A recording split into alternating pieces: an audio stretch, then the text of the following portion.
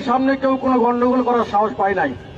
এই এনসিপির কুত্তার বাচ্চারা তোমরা হিজড়ার মতো পিছন পাশ থেকে গিয়ে তোমরা ইয়ে করো। তোমরা